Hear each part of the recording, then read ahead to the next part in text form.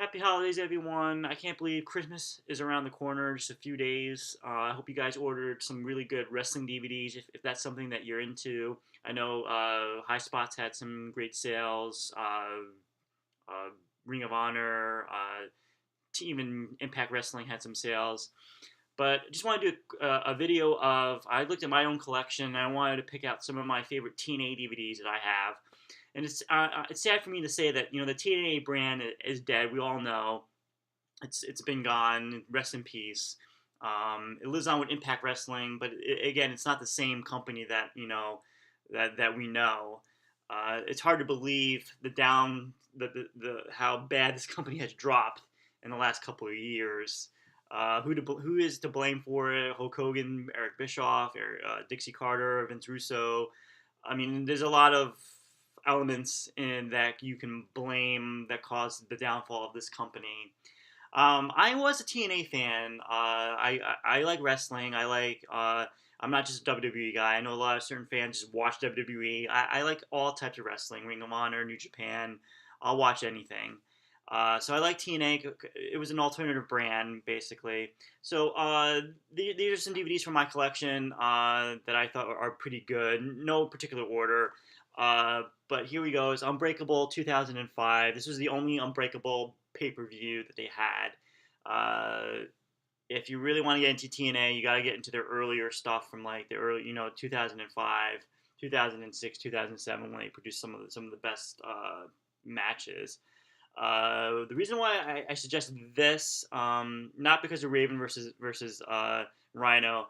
The main event was like, I think maybe the first time that they had the X Division title in the main event. So it was AJ Styles versus Christopher Daniels versus Samoa Joe for the X title. It was a three-way match.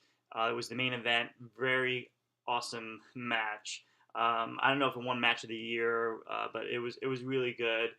It was, it showed you like, it was towards the beginning of their career, AJ, Samoa Joe, and Christopher Daniels, and you see where they would go on, especially now with AJ being the WWE champion, Samoa Joe in WWE, and he's kicking ass there.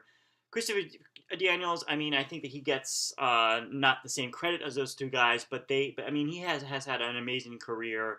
And even now with Ring of Honor, he's been, one of their top guys. Definitely, I mean, early TNA stuff, you got to really pick this up and watch some of their early stuff. Look at this match here. We have Jeff Hardy versus the Canadian Enforcer, Bobby Roode. So you get to see some early Bobby Roode stuff. Another DVD that I liked was this first Sting DVD that came out. I know they came out with one a couple of months ago or a year ago with his other stuff that he did in TNA. This really chronicles his first 9 months with TNA when he made his return in January of 2006. So you get the matches, and then you get a sit-down interview with Sting where he discusses his career at the time. He explains why he didn't go to WWE. Again, this is 2006, and he explains why he was afraid of how he was going to be used. He looked at Booker T and how he was portrayed in WWE, so he was afraid how his character was going to be used. So that's why he decided to opt out of going to WWE. Things change, of course, because he's in the Hall of Fame there. But this DVD is pretty cool because I did enjoy seeing his first year, 2006, coming in Final Resolution, teaming with Christian Cage against Jeff Jarrett and guy you're probably not going to remember, Monty Brown, I think his name was. Yeah, the alpha male that they used to call him. Pretty cool DVD. You get the matches. It really builds up the feud between Sting and Jeff Jarrett, which led to Bound for Glory 2006. That match is not on there. The last match is from their Sting versus Jeff Jarrett from Hard Justice, which was in August of 2006. And then the DVD ends. So, but it's definitely interesting. I mean, if you're a Sting fan, I highly recommend this. I mean, I know WWE produced 2 other Sting DVDs with his WCW career. Definitely, if you want, TNA stuff, definitely pick this up. It's a pretty cool cover, too.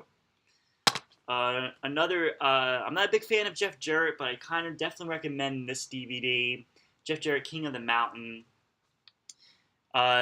definitely recommend this if you want to learn the history of TNA. So basically, what you get your matches, and then you get a sit-down interview with Jeff Jarrett where he talks about his time with WCW, WWE. He talks about Owen, the night Owen Hart died. He talks about holding up Vince McMahon for money at the pay-per-view, working with China, forming TNA, working with the talent. It's basically it's really informative.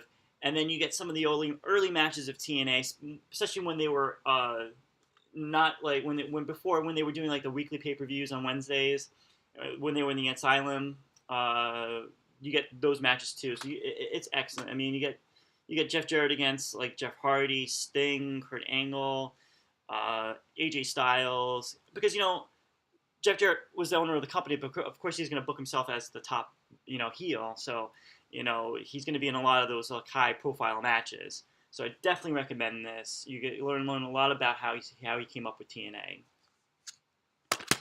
Bound for Glory is TNA's version of it's their WrestleMania. So if you're going to collect any TNA DVDs, I highly recommend you collect the Bound for Glory. Now, not all Bound for Glory pay-per-views were good. I mean, 2014 when they went to Japan, that's just garbage. This just proves that the company was going down. But the last two are Bound for Glory ones that I kind of enjoyed. I'm a Sting fan. I don't know, you could tell, but I loved Bound for Glory 2007 just for the fact the main event was a dream match. It was Kurt Angle versus Sting for the TNA title. And I know back, in 2002, whatever, when WCW ended 2001, you were thinking about the dream matches that you could possibly have with these WCW against WWE guys. One of the dream matches I always, Sting versus Kurt Angle, Sting versus Shawn Michaels, Sting versus The Undertaker. Unfortunately, we never had Sting versus Shawn Michaels or The Undertaker. We did have Sting versus Kurt Angle. It was in TNA, but hey, at least it happened. So it was a pretty good build up to this event. Sting was still in shape. Was still okay, might not be in his WCW shape, but he still could go. So this is definitely a great pay-per-view to relive. The last one is Bound for Glory 2013, and the reason why I look at this pay-per-view as the beginning of the end for TNA. Why? Was because if you look at the roster here, you see how many guys in a couple of months later would not longer be with the company.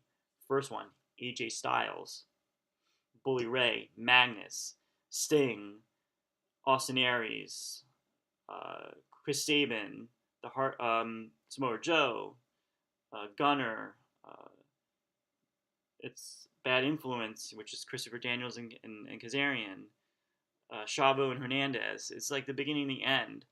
I mean, I enjoyed, the Hulk Hogan era. I know a lot of people have mixed feelings about that, but I kind of I thought it was pretty good.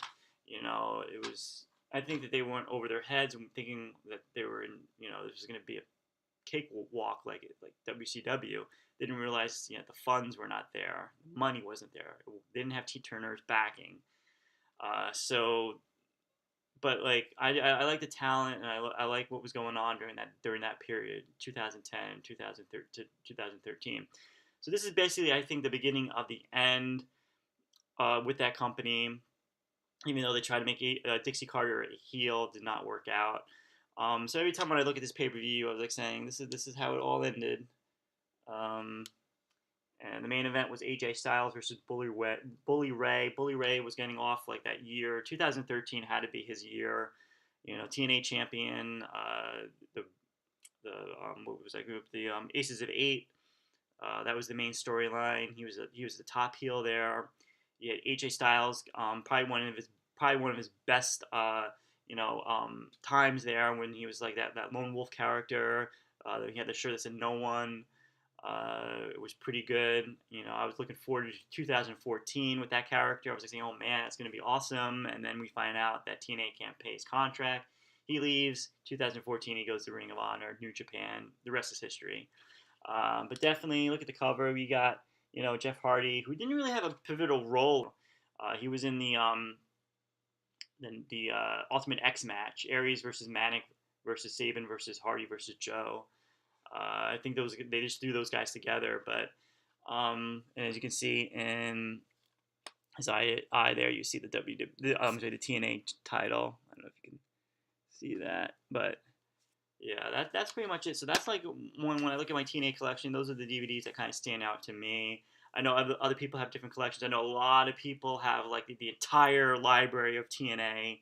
Unfortunately for me, when I buy DVDs, it's like I don't like to spend too much money, and I don't buy every DVD that ever comes out. It has to be have a special thing that I would want in a match or something, or So that's it. Happy holidays, everyone, and we'll talk soon.